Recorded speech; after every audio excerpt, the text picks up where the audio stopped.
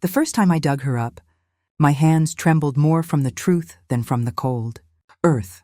I had never imagined that the same soil I had patted down over my own mother's coffin 20 years earlier would one day be the keeper of another woman's secret, a secret that, like a dormant seed, would sprout into a vine that strangled my life.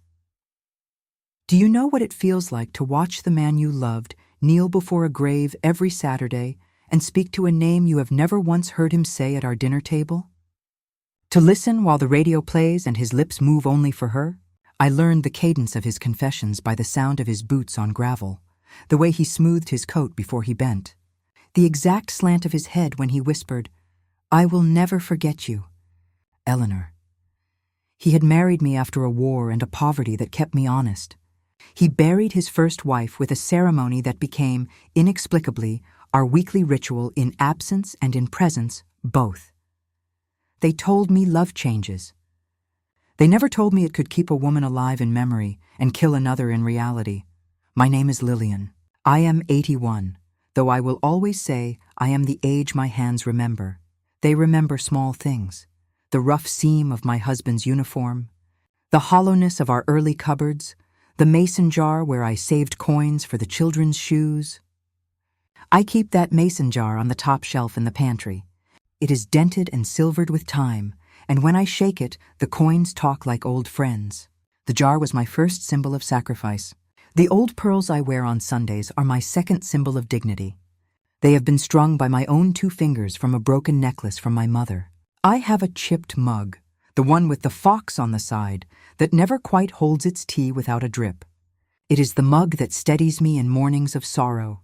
These small things are not merely objects. They are my ledger against the ledger they thought I could be erased from. We lived in a house that smelled of lemon polish and patched curtains, and yet people would mistake our modesty for poverty and treat us kindly. Not because we were poor, but because my husband, Harold, had a manner of being rich in memory.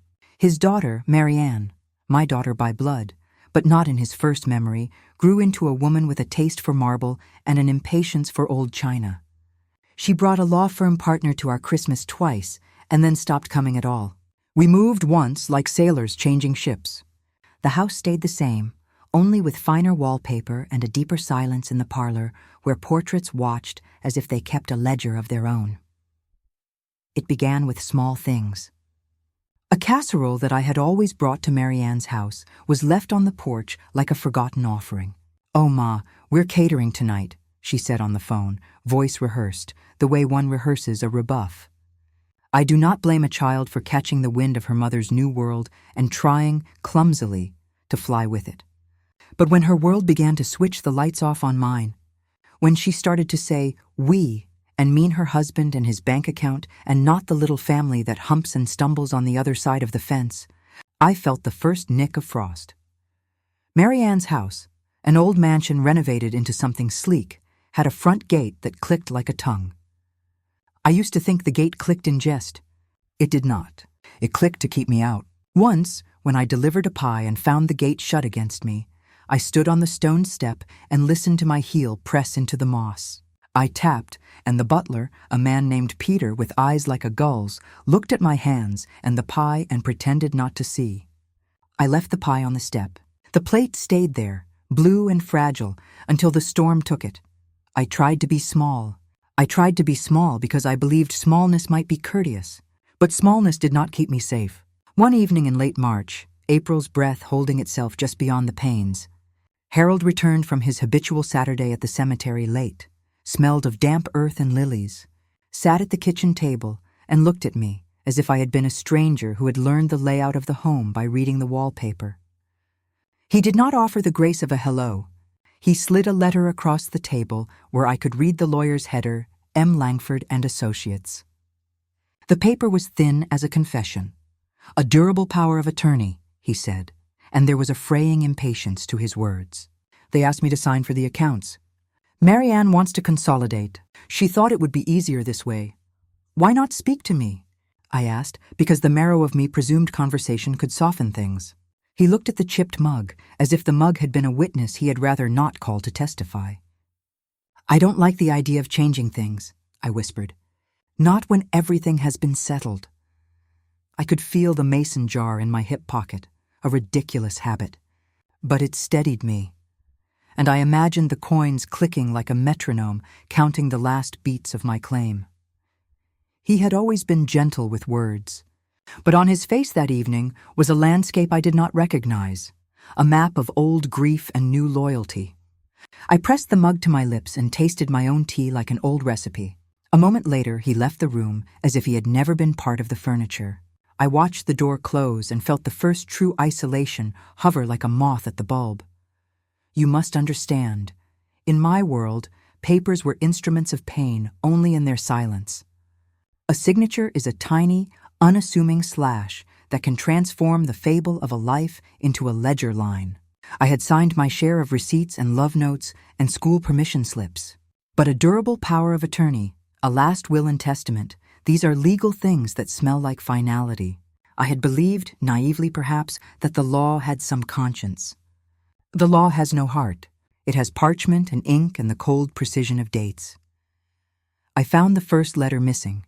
It was on April 3rd, 2 days before Marianne's gala, a fundraising evening where her name would appear in the program as a patron, that I noticed my jewelry box was lighter.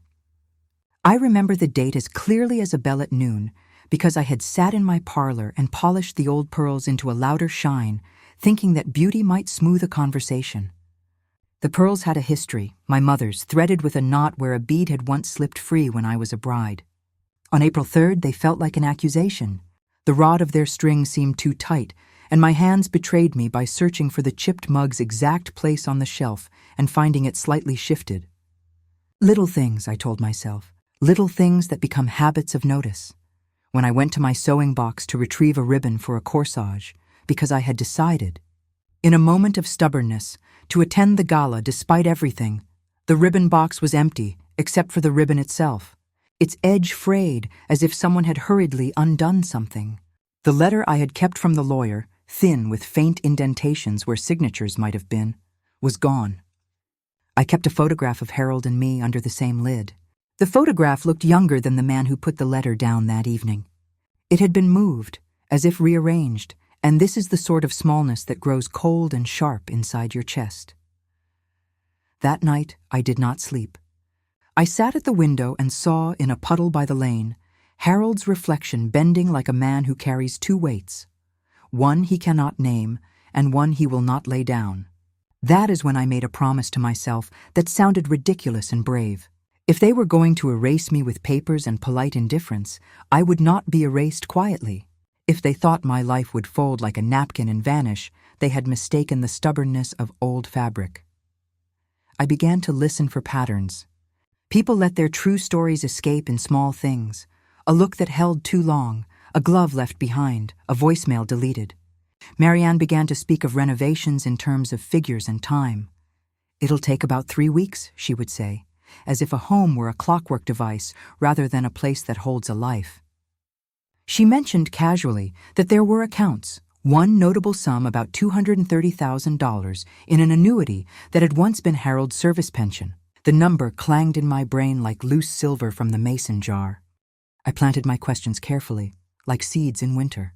I asked the butler about the gala on April 5th. He told me the date without emotion. People in service keep their faces even when the faces of others crack. 300 guests, he said. Master Langford will be there. I watched the way his hand rested on the banister and knew he had his own reasons for his silence.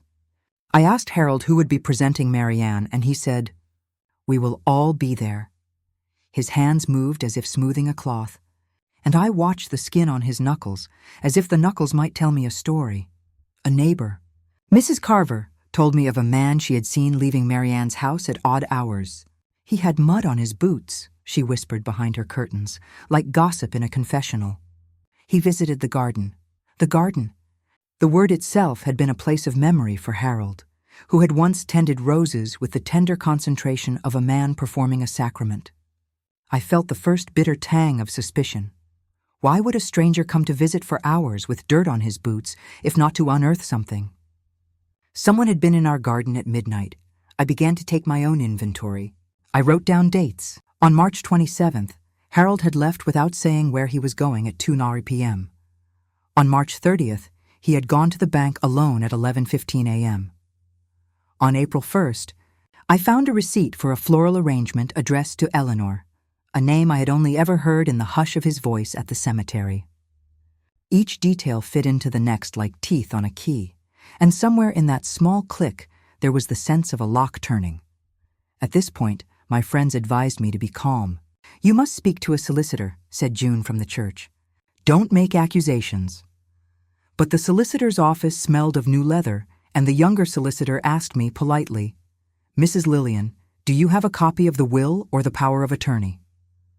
I had kept photographs and I had kept the mason jar. I had kept the pearls and the mug, but I realized I did not have the authority that a clean signature supplies. I felt, at that question, like a person who had lost their map. I began to notice the meals that vanished from the table when I visited Marianne's house for once-a-month lunches.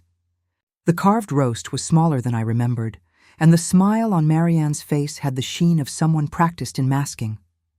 "We prefer the chef's new menu," she said, as if that excused an absence of hospitality toward her mother.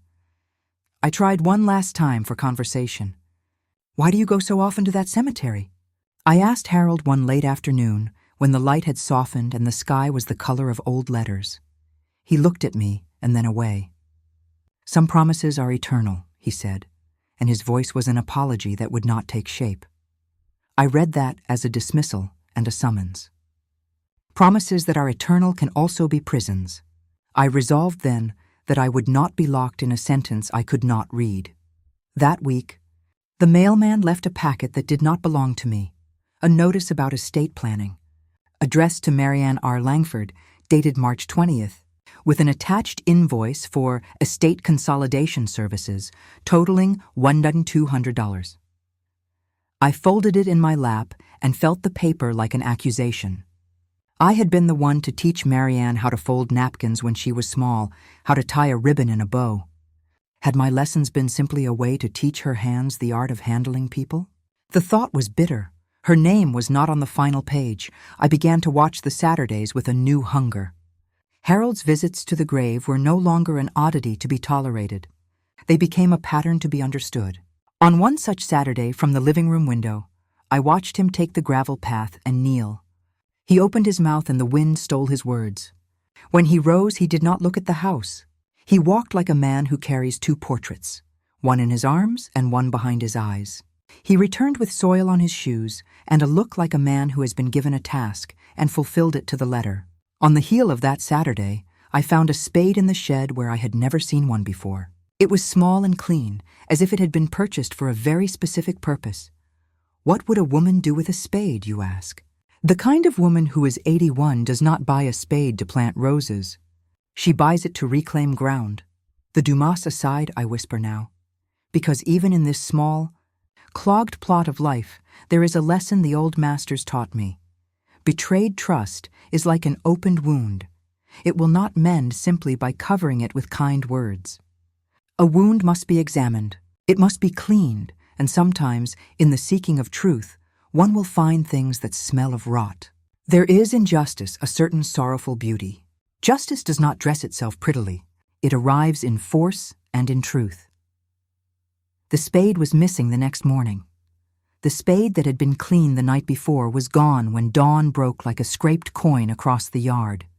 I had wrapped my cardigan tight around my shoulders, the way one wraps a memory, and I found only a hollow where courage had been stored.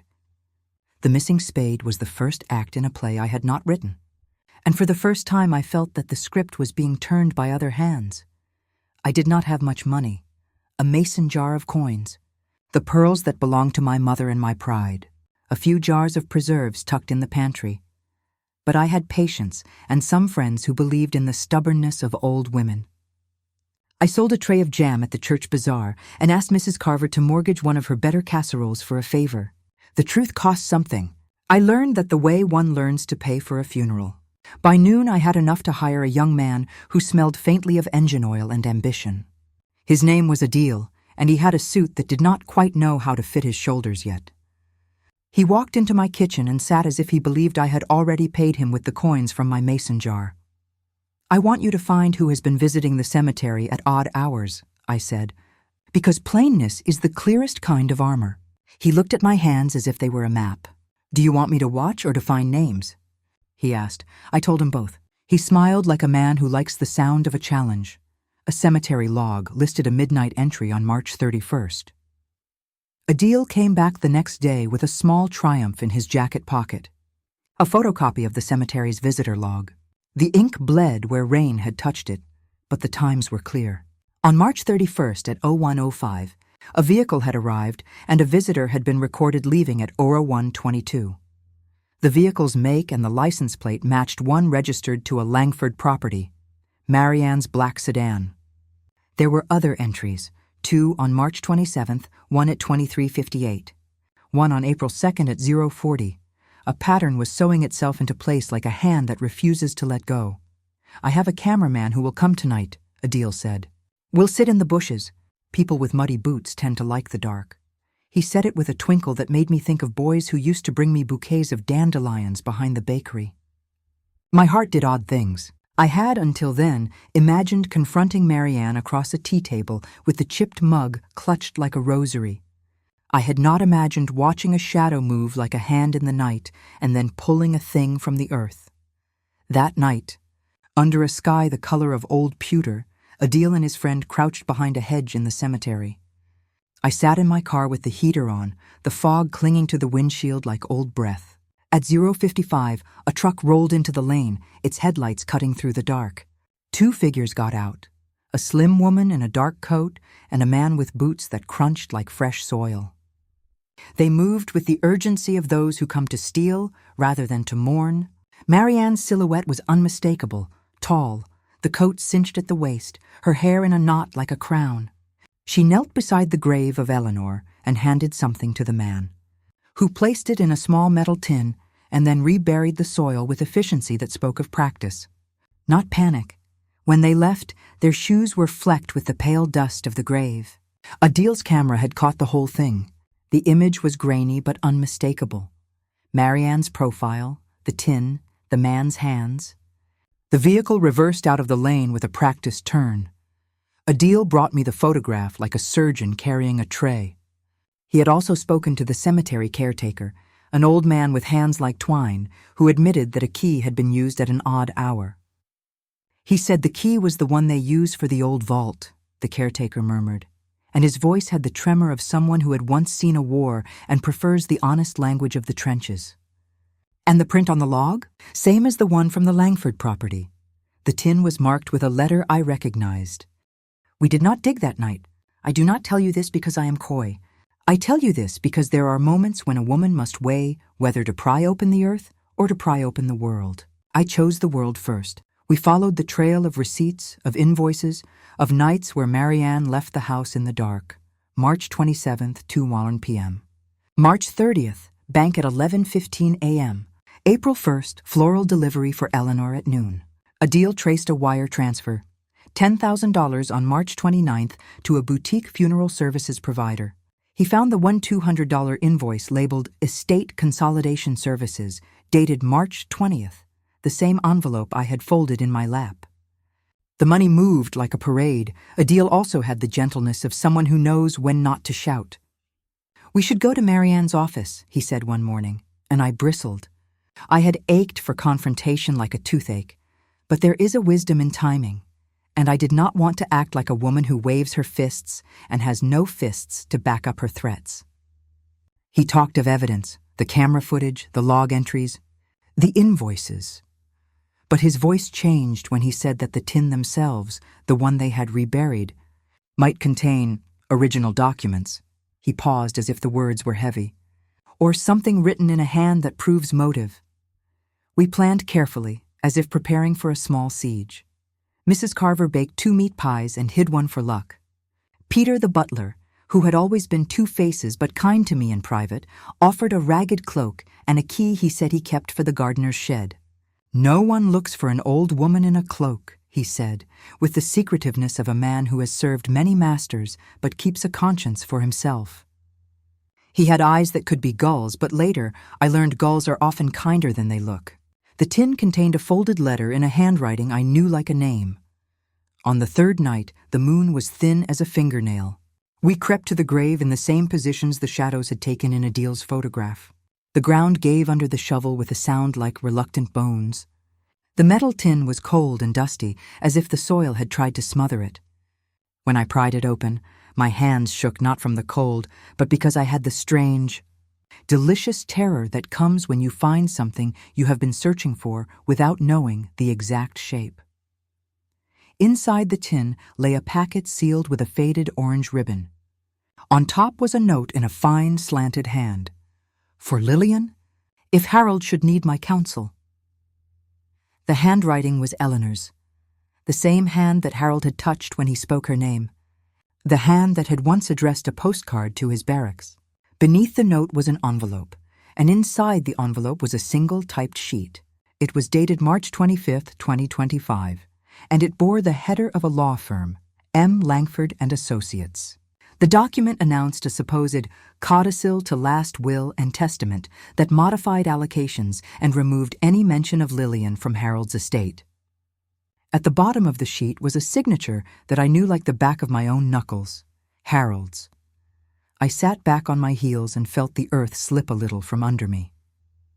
There was a second paper in the tin, smaller, stained with what looked like coffee and the shadow of a thumb. A scrawl read, "Make sure the durable power of attorney is signed on March 30th, 11:15 a.m. He is forgetful." The scrawl was in Marianne's handwriting.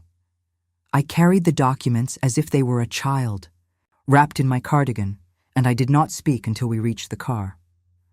On the drive home, the paper rustled like a small confession. The world in the morning smelled of wet stone and bread, and I kept the tin by my knees like an amulet. Someone had changed the lock on Harold's study. There are moments when one realizes that truth is not merely a thing to be found. It is a thing that demands to be proven. A document hidden in the ground is proof of concealment, but not yet proof in a court of law. I needed more. I needed original signatures, notarized stamps, bank receipts, the slightly yellowed paper of an actual will. I needed the kind of evidence that a judge cannot sneeze away. We called Mr. Bennett, a solicitor retired from the county who prided himself on treating words like currency. He came with a magnifying glass and the slow patience of an old scholar. When he saw Eleanor's note and the codicil, he did not curse. He set his mouth like someone setting a bone. "This codicil is peculiar," he said, turning the paper with reverence. "The date is March 25th, 2025. It purports to alter the last will and testament executed on July 13th, 1998.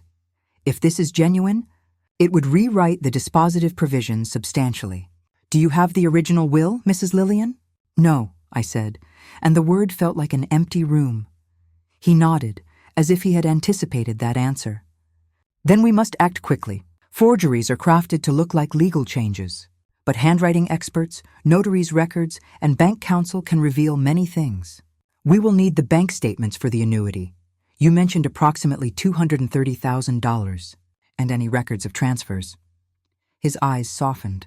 "Do you know the exact figures?" "It's about $230,000 in an annuity," I answered, the number tasting like a wound. "There were transfers on March 29th and 30th. A durable power of attorney was signed March 30th at 11:15 a.m., according to a receipt I found." I told him about the floral invoice, the estate consolidation invoice of Bauman 200, the camera photograph, the cemetery log. He listened as if the pieces were coins being dropped into a bowl. Each made a different sound. The bank manager asked an impossible question. Mr. Bennett arranged for us to meet the next morning at Langford Savings and Trust. We walked into the bank as if it were an old cathedral. The manager, a man named Charles Prentice, who wore his hair short like a military man and his watch like an accusation, greeted us with thin courtesy. "You are Mrs. Lillian?" he said, as if he had been expecting the wrong person. "I am," I said. "I would like to view the annuity account records for Harold and any changes made in the last 90 days. He obliged with smooth, practiced manners, and a young clerk brought a file stamped "Account Holder, Harold." The sheets were a confession in numbers, deposits, withdrawals, transfers. On March 30th, At exactly 11:15 a.m., a durable power of attorney had been recorded, granting Marianne broad authority over all accounts.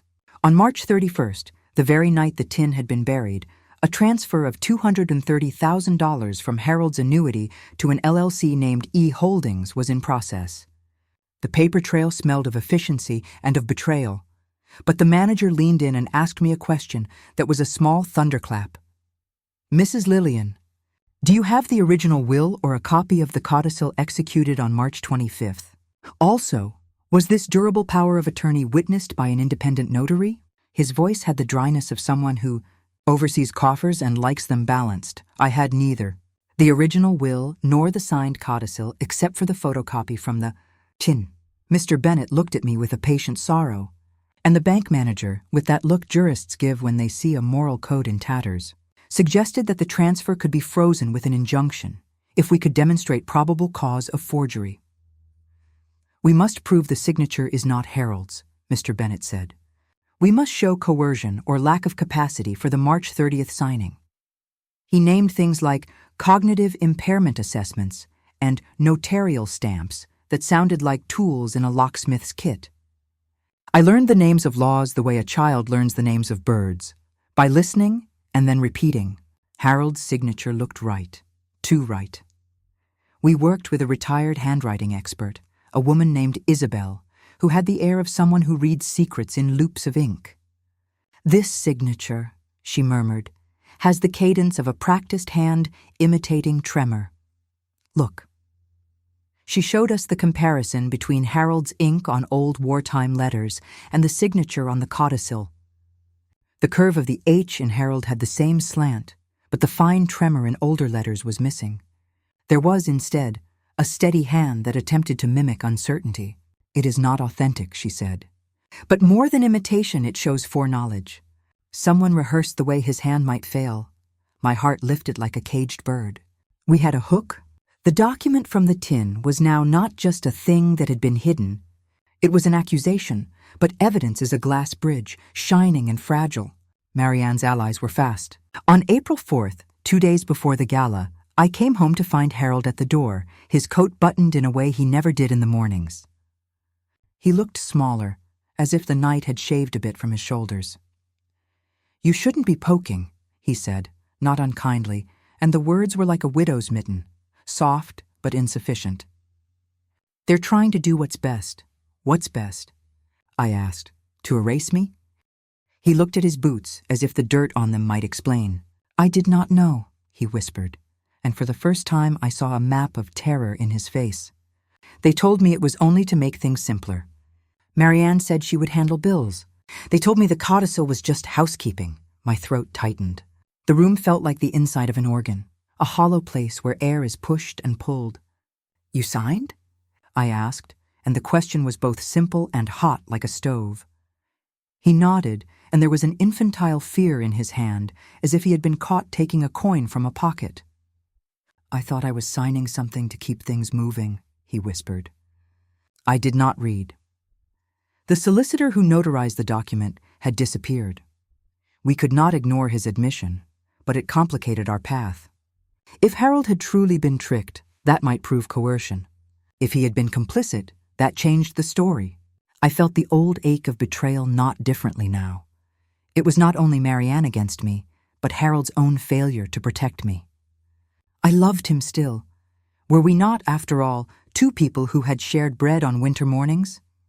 But love did not exempt him from the consequences of his inattention. On April 5th, the night of the gala, Marianne smiled like a woman who had planned an entire continent. She moved through the room with the certainty of someone who believes that a polished performance hides brittle things. I went to the gala because one must sometimes meet a wound where it chooses to show itself. I wore my pearls, and the chipped mug was nowhere near me. But I had the mason jar money folded into a handkerchief and Mr. Bennett at my side. Quiet as a shadow, at 9:10 p.m., I excused myself and walked toward Marianne's study, which she had opened for a brief tour. Through the glass, I could see her with Monsieur Langford, the lawyer whose letterhead had shown up in the tin, his pen moving like a conductor. Marianne laughed, and the laugh was a glass that did not quite ring true. I did not speak. Instead, I saw the ledger Mr. Bennett had obtained from the bank. There, stamped in black, was a transfer scheduled to go through on April 6th at 10:00 a.m. If transferred, $230,000 would vanish into an LLC and be difficult to recover. I felt that great. Electric pivot that a person senses when they decide they will no longer endure in silence. Dumas said, in a voice I find in my marrow, that revenge is sometimes the only honest form of love left to a betrayed heart. I did not say the words aloud, but I felt them like a bell. Someone had moved the tin while we watched. We left the gala early, and on the way home, Adil called in a voice that had been lowered by fear. "They moved the tin," he said. "It's not where we left it." My hands closed around the steering wheel like a fist. The earth had so far only yielded to strong hands and to secrets. If someone had moved the tin, they had also moved the truth. Mr. Bennett arranged a court injunction to freeze the transfer for 72 hours, a legal window like the hinge on a door. We planned to file an emergency petition at 9 the next morning. I slept as if strapped in a rocking chair. Each creak was a heartbeat. At 5:40 a.m., before the light had warmed the shingles, Harold knocked softly at my door. His face was white as the inside of an egg. He handed me an envelope. Inside was a letter, written in a hand I had not seen in 40 years, his hand, truer and steadier than the shaky signature on the codicil. "It was addressed to me. I found it in my pocket," he stammered. "I found it in the jacket they gave me. I thought maybe I had mislaid it." The letter was brief. "Lillian, I spoke to Eleanor before she died. She said that if anything happened, look for the box under the 3rd floorboard of the nursery. I promised I would never hide anything from you." My breath left me as if I had been pinched. The nursery? The old trunk? The 3rd floorboard? I had a dozen memories stored in the nursery. Teaching Marianne to fold napkins, the smell of starch and soap, tiny shoes lined like confessionals under the crib. Had someone, Eleanor, left a box there? Had Harold hidden it and then, in the confusion, it had been moved? Why had Marianne been digging at the grave if the box was elsewhere? I ran my fingers over the words as if they were a map. My heart was a compass that finally found north. I called Peter, and he brought a ladder and an old screwdriver that his hands had used for years. We climbed to the nursery and pried the 3rd floorboard. The air smelled of cedar and stale milk. Under the board lay a small wooden box. It was locked, but by the gentleness of an old woman who had made her life from mending things. I picked the lock with a hairpin, and the box gave with a small, resigned sigh. Inside were letters, tied with a ribbon the color of autumn. On top lay a document, the original last will and testament dated July 13th, 1998. It named me as a beneficiary of a specific bequest, a life interest in Harold's annuity, and a provision to ensure that I would not be left destitute. Beneath the will were more letters, one from Eleanor to Harold, dated April 2nd, 1998, and another to me, folded like a secret, that read, "If they ever try to take what is not theirs, look for the tin in the earth." I sat down on the nursery floor and felt the world tilt like a ship. It was a moment of such acuity that even the dust motes seemed to have gained voices. The original will existed. It had been hidden. Someone had gone to the grave to hide its counterfeit and to bury a codicil. The math of treachery was revealed. The Dumas aside fits here like a glove. There is in every betrayal a secret geography. One must map the lies as a general maps a battlefield. Only then can one find where the enemy hides the key to victory. I felt in that nursery the grandeur of old justice rising like a tide. As I reached for the nurse's first aid box, a car door slammed outside. We had the original will. We had the tin's contents, the photographs, the log entries, the handwriting expert's opinion, and the bank manager's notice that the transfer could be frozen. We had evidence enough, perhaps, to unmask the fraud and to file our petition. My hands trembled not from weakness, but from the current that ran through me. I would not be passive. I would not be erased. At 8 a.m., Mr. Bennett and I walked into the courthouse with documents clipped like armor. The clerk took our petition and stamped it with a sound that felt like a gavel. We had the injunction. The transfer was halted. The papers were served. Marianne, for her part, had the pallor of a woman who had spent the night rehearsing tears and had found her throat dry. Arranged to meet at Marianne's office at 10:00 a.m. with the sheriff's deputy to serve notice and to demand an explanation. The march to justice felt like a line of dominoes that had finally found the push. I felt gooseflesh like a child who knows she is about to step into a pond. When we arrived, the receptionist flitted like a moth. Marianne came down the corridor like someone crossing a stage to accept applause. She took in the injunction with a refined disdain, the kind a woman uses when she believes her house of cards has been built on stone. Mr. Bennett spoke politely, then bluntly. He laid out the evidence, the tin with the codicil, the original will from the nursery, the handwriting expert's opinion, the cemetery log entries, the bank stamps. Marianne's face changed like a sky before rain. She fetched a document from her briefcase and held it up like a shield. "These are legal instruments," she said. "The durable power of attorney is valid. The codicil is signed, notarized, and—" Her voice broke, and before she could finish, Harold stepped forward. He looked old in a way I had not seen before. Perhaps truth ages a man more than weather. "I signed," he said, voice small in that echoing office. "I signed because they told me it would make things easier. They told me I would not worry." His hand trembled as he took off his hat. At that tilt of the world, I felt the turning. I had been a woman sitting at the window, watching a ritual of pilgrimage to a grave. I had been the woman who waited while the house behind her polished its floors with a different cloth. And here, the choice that a life offers you at its sharpest moment presented itself, to remain with love's remnants or to claim the dignity love had promised. I chose dignity. A file on Marianne's desk was missing its final page. Just then, a young deputy tapped his radio. His face was the color of a tulip in frost. "Ma'am, there's someone at the door," he said. "A man saying he is from M. Langford and Associates. He says he's come with an affidavit that will clear everything." We froze.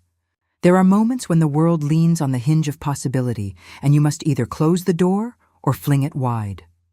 Mr. Bennett fixed his eyes on Marianne, and I fixed mine on Harold. He looked at me as if asking forgiveness and waving at the same time. I felt the decisive moment as if it were the strike of a clock. I had the will. I had the codicil. I had the photograph of Marianne at the grave. I could let the law move its slow hand, or I could step into the light and shout the name of truth. "We will accept no affidavits on a doorstep," Mr. Bennett said. "Bring them into court. We will examine them." Marianne's shoulders shook, not with the shame of guilt perhaps, but with the exposure of someone who had arranged mirrors to hide the cracks. The Dumas-like moral that whispered then was this: justice, when patient, sharpens itself on the whetstone of perseverance. We had been patient long enough to know the whetstone's face. As we left the office to go to the court to file a motion to compel production of the affidavit, the deputy handed me a small envelope. My name had been written on the front in a hand that slanted like a familiar shadow. I slid it open with a fingernail and a paper fell onto my palm like a coin. It read, in a single line, "Do not trust Harold." I had never felt betrayal like a room expanding and revealing more rooms within, each with its own secret staircase. The final, terrible thing that made the truth a blade was not merely that others had conspired. It was that the man I had loved might have been a part of the design.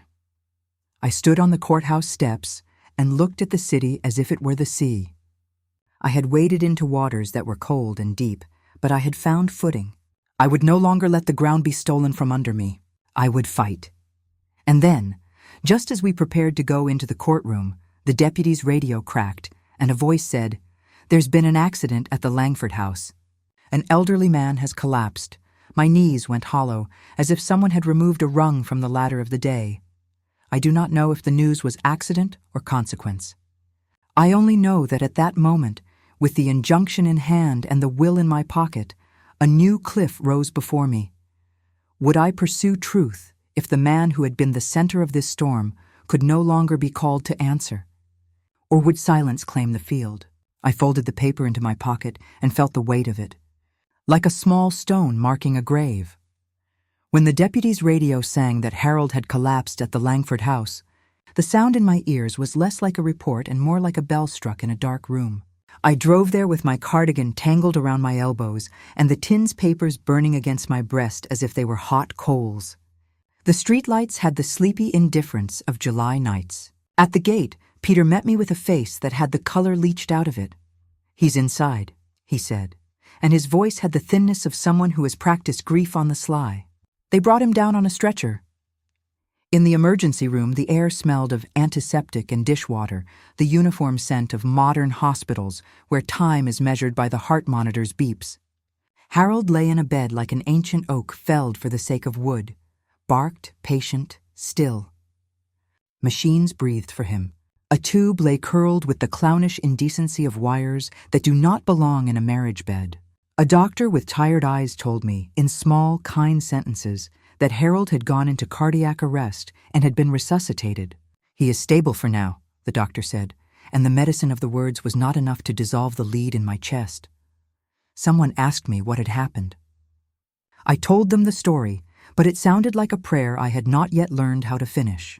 The court injunction, the tin, the codicil, the handwriting expert, Isabel, the bank manager, Charles, the camera photograph of Marianne at the grave, all of it fell into the sterile world of the ER like a child dropping toys into a well. I clutched the mason jar in my handbag as if the coins could clink and call the past back to order. They kept Harold overnight. At 10 a.m. on April 7, 2025, a cardiologist came to see me with the courtesy of someone announcing bad weather. "Stress can bring on a cardiac event," he said. "Dehydration, adrenaline spikes, long-term hypertension. Mrs. Lillian, we cannot say whether there was foul play without a toxicology screen." The phrase sounded official and polite, like a surgeon's glove. I left the hospital with the thin ghost of hope and the heavy boots of suspicion. If Marianne had wanted him incapacitated, had she planned it? Or had the stress of the confrontation simply been too much for a man of 81? Either answer was a fracturing of the life I had believed I knew. Adil brought news that evening that made the blood in my ears quicken. He had found surveillance footage from the block outside. Langford House showing Marianne's sedan leaving at 9:25 p.m. on April 5th and returning at 11:45 p.m., well after Harold's supposed collapse. A second clip showed a dark vehicle arriving at 2:05 a.m. on April 6th and parking near the back gate. In its approximate minutes, the figure of a man with muddy boots emerged and moved with the concentration of someone who has performed a chore many times. The camera's angle was imperfect, but the gait was unmistakable. Someone had left a bottle on the kitchen counter. Peter, with that guilty courtesy of servants who have watched many households implode and yet keep their silence like a habit, admitted he had found an empty prescription bottle on the Langford kitchen counter the morning after Harold collapsed. "It had no label," he muttered. "Just a capsule left inside. Mr. Bennett propelled us into motion." He arranged for the sheriff to take possession of the bottle, for toxicology to be run, and for an emergency subpoena to extract cell phone records and door camera footage. He spoke the lawyer's litany that makes a woman feel like something dressed for trial. Affidavits, signatures, chain of custody.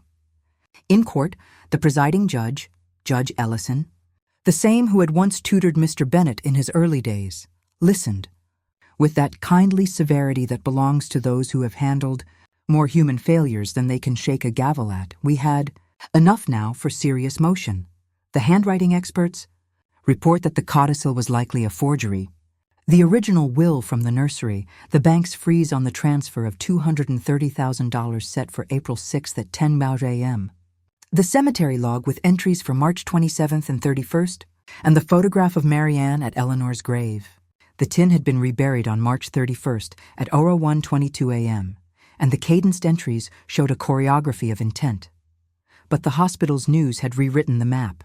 We added a new charge sheet in our minds. If someone had attempted to render Harold incapable at a time when he might object, that was a different kind of crime. And that is where human cunning finds its appetite. To ink over a will is one thing. To silence a witness is another. The Duma aside rises here in my throat like smoke. When men and women conspire against the rights of the weak, they carve their names into the stone of infamy. The law will remove such names with patience and with a sword. We subpoenaed Marianne's records for April 5th and 6th. Her phone records told a choreography of their own.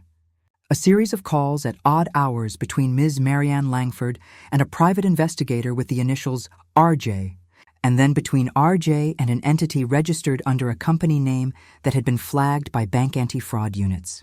The investigator's name, we learned, was Robert Jansen, a man with a checkered past and a present that involved discreet retrievals. We tracked him to a small rental near the cemetery. Adil and a deputy went there at dawn. They found the rental door ajar. Inside, evidence lay like a cast-off life. Muddy boots by the sink, a receipt for a taxi at 2:03 a.m. dated April 6th, and a small notebook with entries that read like a grocery list of dirty favors. On one page, in looping pen, was an entry, 331, tin retrieved, reburied, e-note, $5,000 paid. On another page, there were scribbles, 4-5, deliver sedative. H, to be incapacitated before 4-6 transfer. Call M for confirmation. The handwriting was shaky, but legible enough to sting. Adil phoned me with a breathless voice. Mrs. Lillian, he left a napkin with a number. He says he was paid to move documents. The word paid is a small, practical word that feels like cold metal in your mouth. Robert Jansen had sand in his shoes. We obtained a warrant and arrested Jansen at his rental. Under questioning, gruff with the newness of cufflinks, and the honesty that comes when a man has nowhere to hide, he confessed that he had been hired by Marianne to retrieve something from the cemetery and to ensure certain papers were placed where no one would think to look except the very people who might dig them up. He admitted to the transfer of the tin and to placing the codicil, but he swore he never touched Harold. He said the sedation plan had been suggested by another, a woman who had ordered pills to be left for Harold, not administered. Robert Jansen's statement cracked open a small door of truth. He implicated Marianne and a lawyer associated with Monsieur Langford and Associates, the very name on the codicil's letterhead. We then learned that a junior associate at M. Langford, one with a temporary license, had notarized the codicil without independent verification. There were no stamps on the notary's file. The notary's notarial bond had been lapsed. It had been the easiest of deceptions, executed with the simplicity of an unknotted shoe. In the meantime, the toxicology report came back. The empty bottle contained traces of a benzodiazepine, a sedative drug that, in combination with Harold's heart condition and the stress of a confrontation, could be lethal. The toxicology lab could not say whether the sedative had been ingested intentionally or left for accidental consumption. But the combination of the notebook entry, the empty bottle found on the kitchen counter, and the rental evidence painted an ugly picture. I sat at Harold's bedside on April 10th at 2:15 p.m., and the machines beeped on like a choir that has been called to sing a requiem. He opened his eyes, and when they found me, there was a confusion, like a child waking from a dream. "Lily?" he said, and the use of my old name was the smallest mercy. I held his hand and felt the papery skin like an old map. "Who did this?" he whispered, the words puddling around him like oil. He could not remember the details of the days.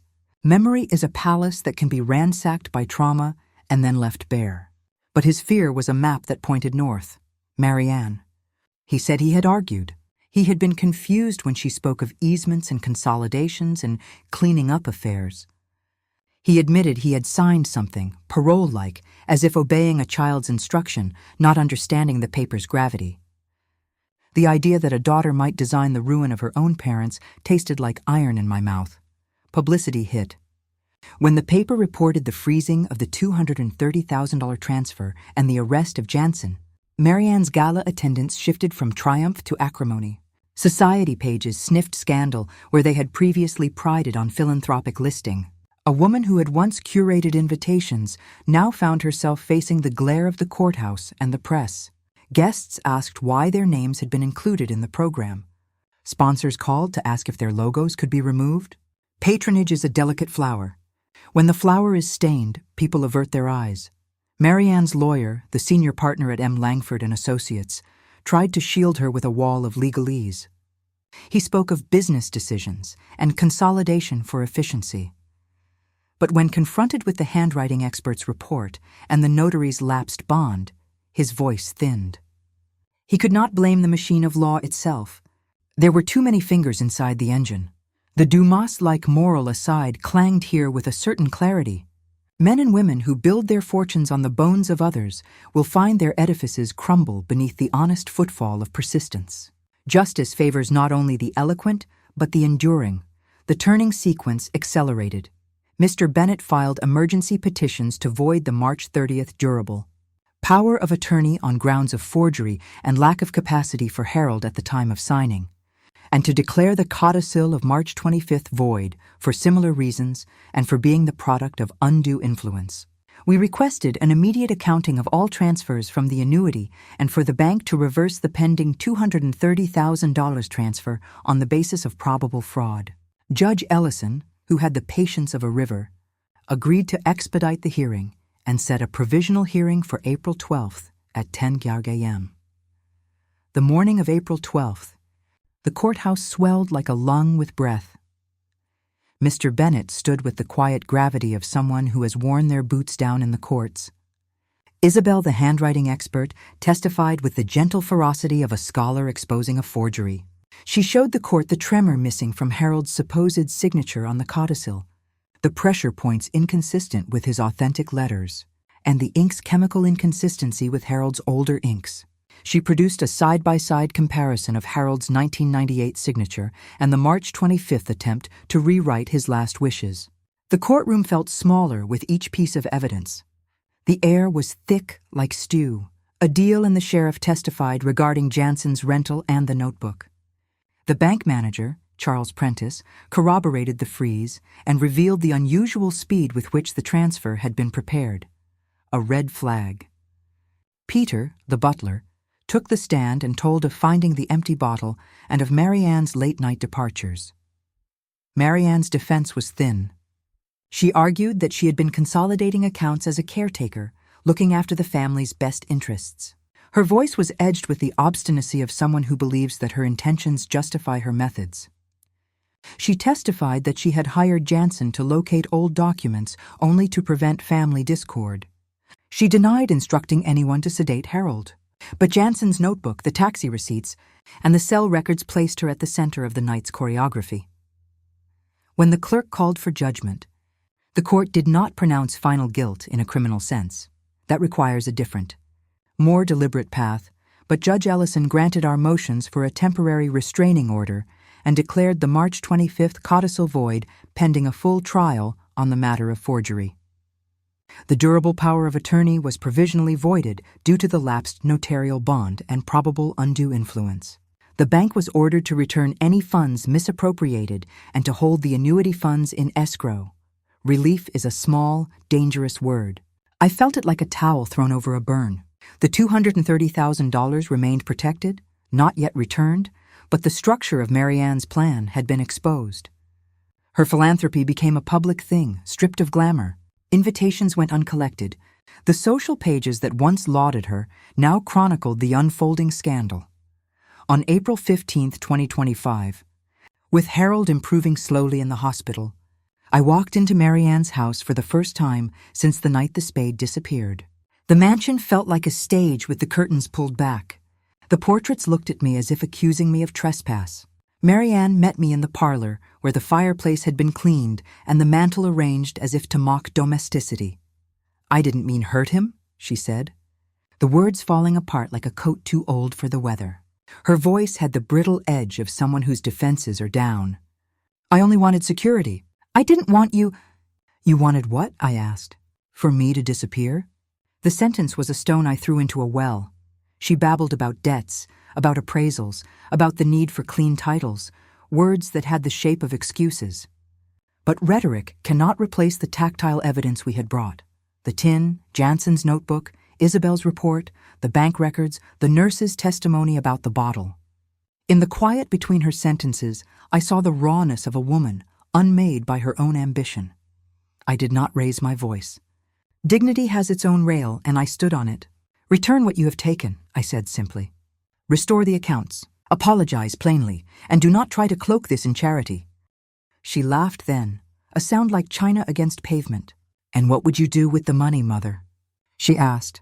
"Buy a house? You have your little jar and your pearls. I built a life. "You built on theft," I answered, and the sentence landed. "What you built was not a life. It was an attempt to buy my silence with your children's inheritance." She stormed from the room like a child who has put on a front of independence. She slammed a door like a punctuation mark. The house seemed to breathe in the quiet that followed. Marianne packed a single suitcase. In the weeks that followed, Marianne's support sheared away. Friends who had once admired her polish distanced themselves when the risk of association with scandal became too great. Her husband, who had been distant in the beginning, found his compassion tied with the law's prudence. He knew the smell of scandal and wanted none of it. Donations dried up. The gala's sponsors withdrew when presented with evidence. Her lawyer at M. Langford and Associates resigned, citing irreconcilable professional differences, a phrase that in polite law firm language often translates to "I cannot be seen with this." Robert Jansen pled guilty to receiving stolen property and to conspiracy to commit fraud. His sentence was mitigated by his cooperation. The notary was investigated for professional misconduct and had his license suspended. The bank returned the misdirected funds into the annuity's escrow account. The court scheduled a full hearing for July 2, 2025 at 10 a.m. to resolve the matter of the codicil and to order restitution if forgery was proven. On July 2nd, with the courthouse again heavy with the smell of worn wood and human ambition, Judge Ellison gave a fuller judgment. He found that the March 25th codicil was a product of forgery, that undue influence had been exerted upon Harold, and that the durable power of attorney executed March 30th was void for want of proper notarial procedures and because the grantor was subjected to undue influence. The bank was ordered to return any transferred funds. Marianne was ordered to repay, personally, the sum of $230,000 into the annuity account, and to pay legal costs, including damages for emotional distress, in an amount the court set at $50,000. The judge, with a tone that brooked no mercy for the willful violation of familial trust, also noted that the matter would be referred to the district attorney for further criminal inquiry regarding the attempted administration of sedatives. Justice has many faces. Some are sharp as a blade, others are slow and quiet. The thing I remember most vividly was the moment Marianne's shoulders folded under the weight of the judgment, as if she had been struck by the gravity of her own choices. In that collapse, I felt sorrow and a terrible, precise relief. She sat down and finally seemed small. Harold recovered with slowness and grace. He spent long afternoons by the window in our living room, his hand in mine, watching the light like an old film. He apologized in a way men sometimes do, halting, full of regret, like a man fumbling to stitch a torn garment without a pattern. "I was foolish," he said once, pressing my hand to his chest at 4:30 p.m. on a day in early August. "I thought I was protecting us. I did not see the net they had spread." I forgave Harold in that small, domestic fashion that characterizes long marriages. I made him tea, I smoothed his napkins, and I refused to let rancor eat our shared years. Forgiveness does not erase betrayal, but it allows you to step out from its shadow. As for Marianne, the judgment stripped her of status. The social pages that had once carried her in gilded lines now printed the story of her fall with an economy of detail that felt like a public unmasking. She moved out of the mansion and into a small apartment. She would find work, the newspaper said, in a charity shop, the sort of work that forces one to learn humility by handling other people's cast-offs. The community's scorn was a slow and bitter medicine. I used the restored funds not to buy a mansion or to exact revenge with a flamboyant stroke. I am not a woman of theatrics. I am a woman who learned, through poverty and persistence, the measure of quiet things.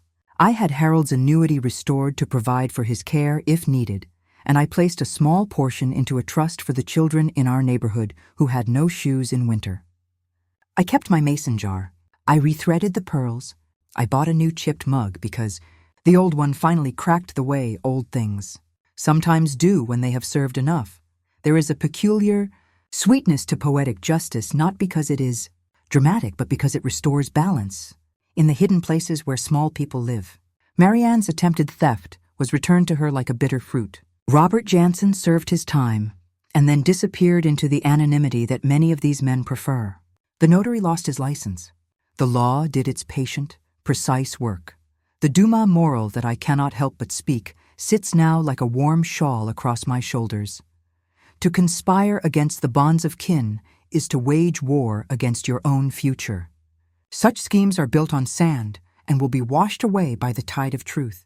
Those who trade love for coin forget that coin rusts and that love, even when wounded, can endure. I write these words with a hand that has learned to keep its own ledger. People ask me if I felt vindicated. The answer is complicated. Vindication tastes of a kind of ash. What I felt, and what I wish for anyone who listens to this tale, is not the cold triumph of seeing another fall, but the restoration of dignity. When the court returned Harold's security, when my name remained in the will, when the bank closed its doors on the transfer, I felt a small, triumphant peace, not of revenge alone, but of having preserved the right to be seen. If there is a moral, it is twicefold. First, that silence in the face of betrayal is a currency and that the world will take you for what you allow. And second, that the simplest objects, a mason jar of coins, the pearls on your neck, a chipped mug, are not mere things. They are witnesses. They keep your history in the measure of who you are. Cling to them, and they will steady you when storms come. Now, if truth and my heart can offer one last thing, to anyone watching this who feels small or unheard, know that courage is often a small act repeated. It is the taking of a step when the path is frightening. I am old, but I am not done telling stories. If my story touched you, share it with someone who needs courage today. And if you would like to hear more from an old woman who has sat by the fire and kept many secrets, subscribe. This heart has more truths to tell, and I am not yet finished.